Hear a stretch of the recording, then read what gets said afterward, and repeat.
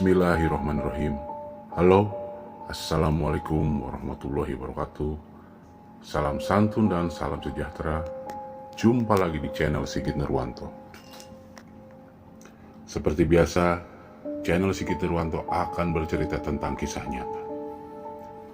Di episode kali ini, channel Sigit Nirwanto akan bercerita tentang kisah kekejaman di rumah bordil.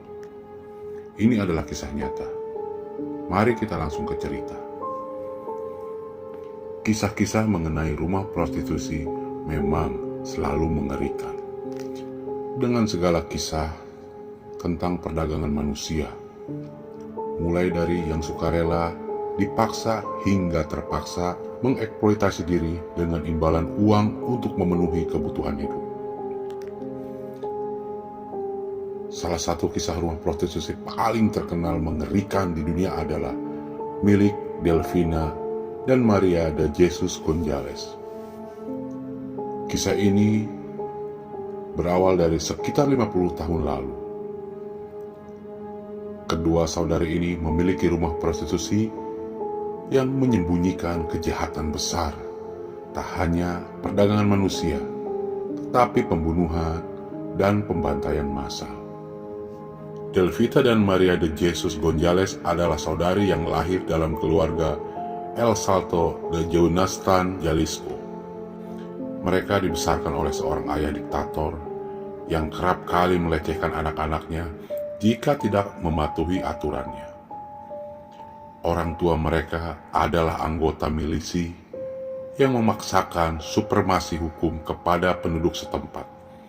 Namun, seiring waktu, dia dibenci masyarakat karena menyalahgunakan kekuasaannya dan menyebabkan keluarga itu akhirnya terusir.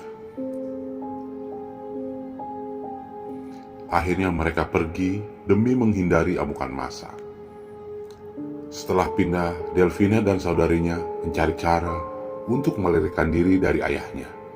Kemudian, setelah berhasil, mereka hidup dalam kemiskinan.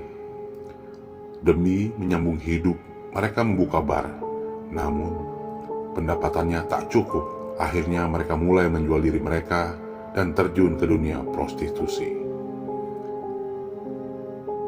Setelah itu, mereka menyuap polisi dan meyakinkan mereka untuk melegalkan bar itu sebagai rumah prostitusi.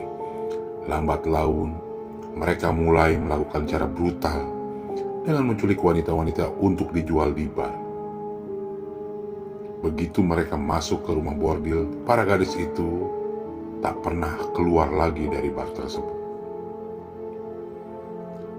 Mereka dijual tanpa dibayar, hingga pada akhirnya kabar mengenai rumah bordil mereka menyebar ke seluruh Meksiko.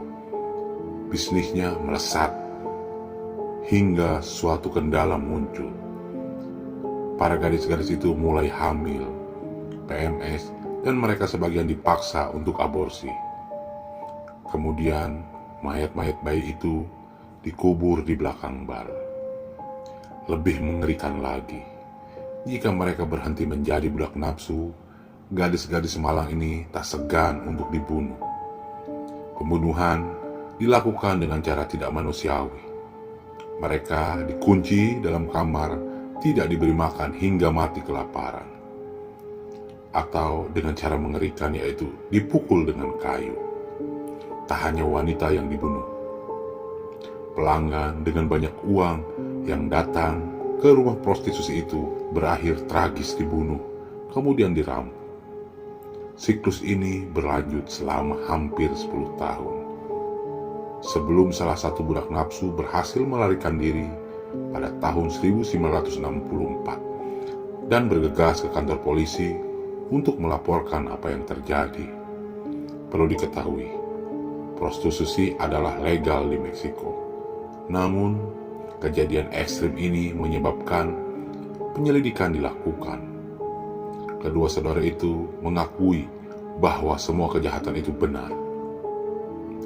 Rumah itu akhirnya digeledah, dan para wanita malam menunjukkan dengan sukarela kuburan-kuburan di mana 91 korban ditemukan. Seorang pria disewa untuk menyembunyikan mayat-mayat itu akhirnya dipaksa untuk menggali kembali kuburan massal itu.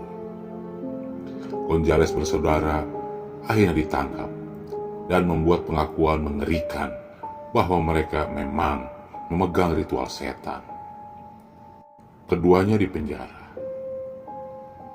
Gonzales bersaudara ini salah satunya ada yang meninggal dalam penjara pada tahun 1984. Ketika di dalam penjara, mayatnya dibiarkan oleh orang-orang hingga habis dimakan tikus. Kemudian, saudara yang masih hidup akhirnya bebas pada tahun 90-an setelah dipenjara selama 30 tahun. Kemudian dia menghilang dan tidak diketahui keberadaannya.